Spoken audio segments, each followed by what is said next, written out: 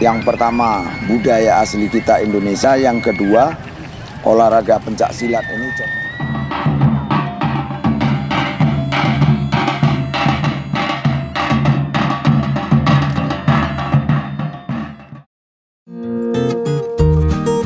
Tujuan kegiatan tersebut untuk menyamakan gerak yang telah ada distandarkan di IPSI, namanya gerak dasar IPSI, jurus tunggal baku IPSI, 8 sikap pasang IPSI, supaya tidak ada yang nanti berversi perguruan masing-masing. Jadi artinya diikat dalam satu wadah dengan secara atau prosedur IPSI yang dipakai.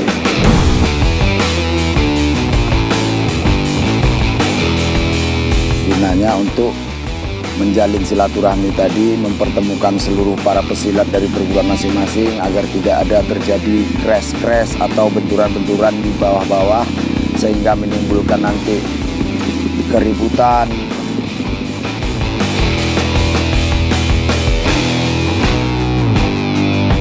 Kegiatan ini sangat menarik karena dapat menjalin silaturahmi antar teman-teman beda perguruan.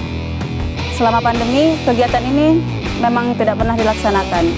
Dan saya mendukung kegiatan ini untuk kedepannya terus berjalan.